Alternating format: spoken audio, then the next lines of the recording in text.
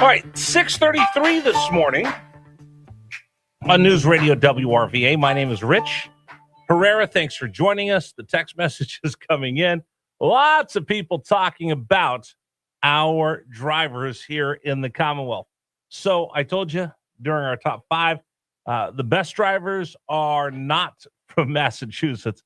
Boston, actually the worst driver in the country, the worst drivers in the country. So how are we?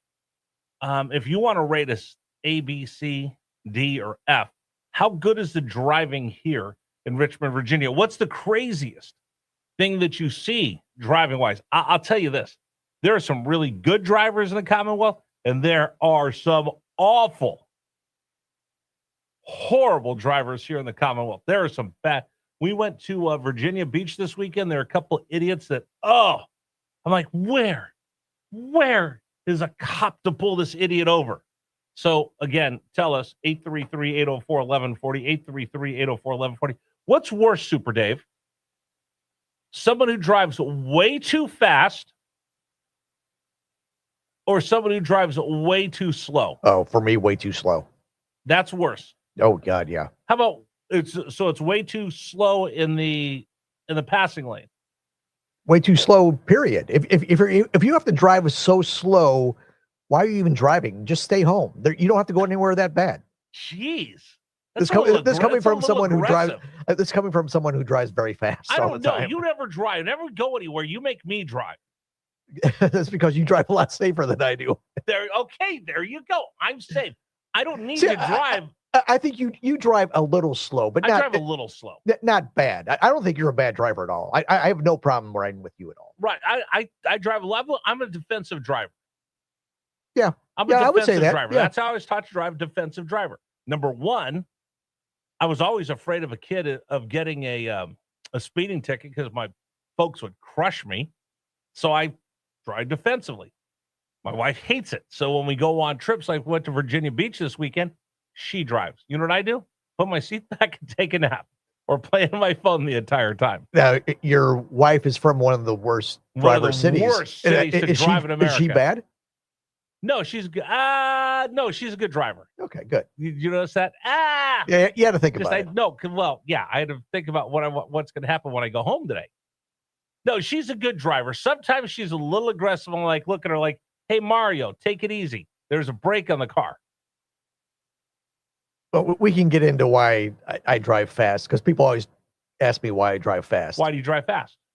Well, I was going to get into it later. All right, well, I'll save that for later. We'll do that in the 933 experiment. And I think it's a good excuse, but some people say, really?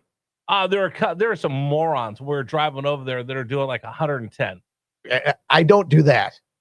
I do not. I don't drive that fast. Okay. Well, we'll talk about that coming up. You want to grade drivers. How good are we at driving here in Virginia?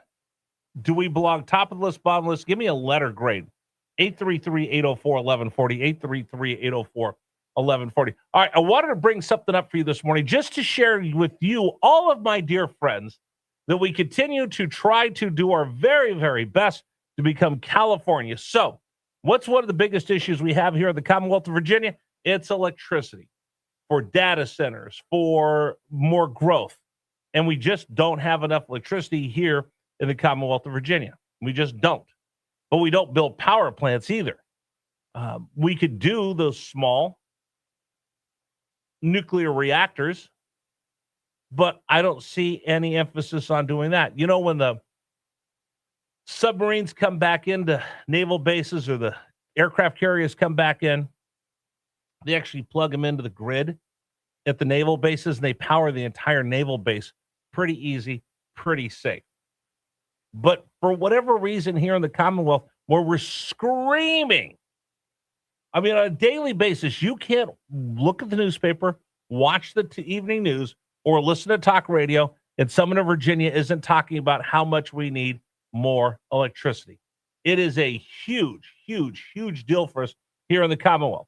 So the governor comes out yesterday and she goes, you know what we're going to do? Let's do what California. She actually didn't say that, but she might as well have said, let's go solar, because that'll solve all of our problems.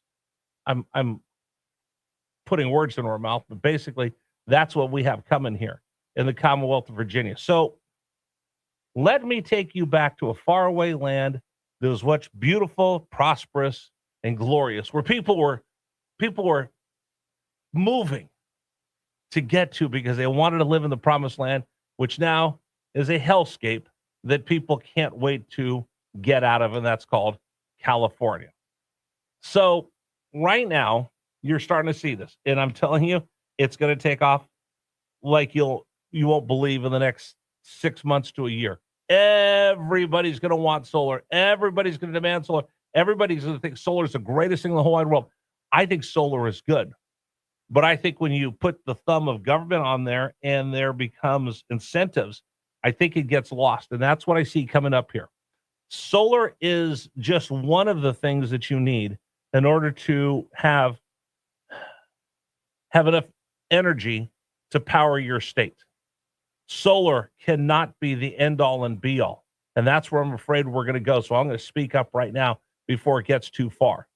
Solar is just a small portion of what you could do to help your Commonwealth power itself. And again, with all the data centers that we have over here and all the growth we want to have, solar is just a small, tiny piece of the puzzle, because there's a couple things that are true. It doesn't always, the sun doesn't always shine, and solar panels can only hold a charge and power your house for a very short duration of time. So if you have all that energy, electricity that you get during the middle of the day, when you get home and you want to use your TV at 8 o'clock, most of the time you're getting back onto the grid and buying power from Dominion anyway. So many people think, oh, I put solar on, I'm completely disassociated, disconnected from the rest of the grid. I am on my own. Until you figure out that, well, if we have days like we had during December, where we had those ice storms and there was no sun for days, that means there's no electricity being generated at your house. So that means you're going back on the grid. Now, California revealed one of the biggest problems with government-directed energy policy, and that's what we're going to see here in Virginia.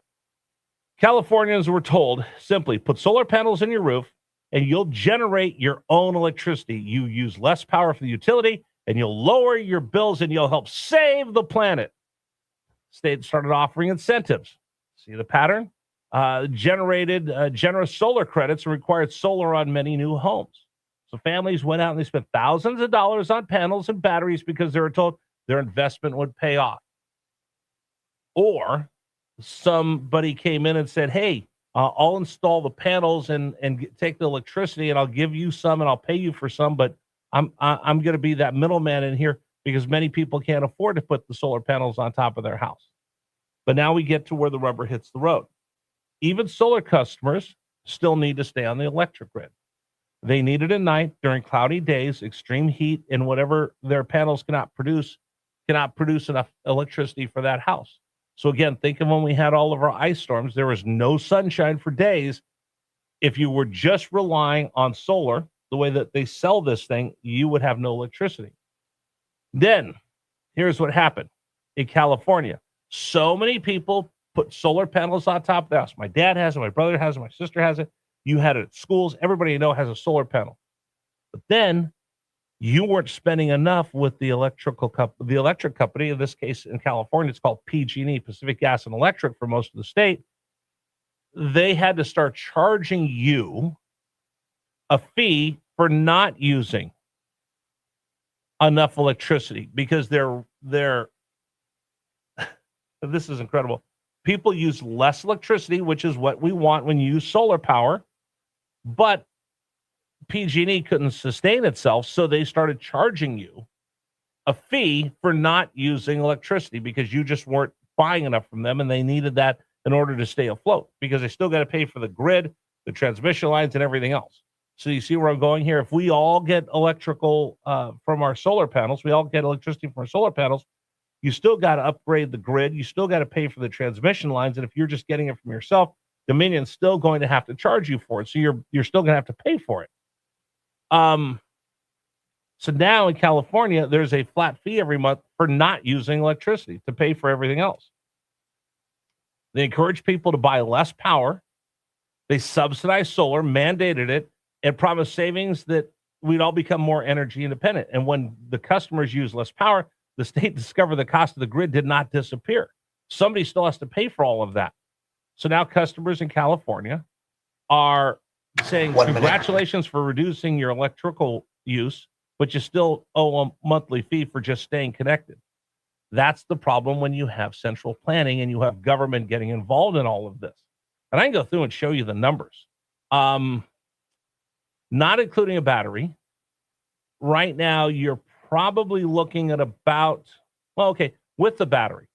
With the battery, you're probably looking at about $30,000 to $40,000 to put that solar panel on top of your house.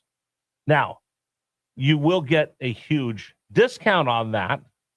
But again, your initial cost and your savings and your payback period, it's kind of sketchy. And I'll walk through all that for you a little bit later. But again, I got a better idea. How about we build more power plants? How about we look for those small nuclear reactors? How about we do something? I've just seen this boondoggle over and over and over again with the solar, and I see the same playbook being used here of, hey, we'll all use solar, but we can't pay for the grid. Welcome to the same playbook they used in California that they're using here in Virginia. You want to comment? 833-804-1140. It's just not that simple. It's going to be trotted out that simple, but it's just not. We'll continue with you. I'm Rich Herrera. Thanks for joining us, everybody. This is News Radio WRVA. By the way, WRVA news time is 6:45. So, Pearson Signature Dealerships bring you today's radio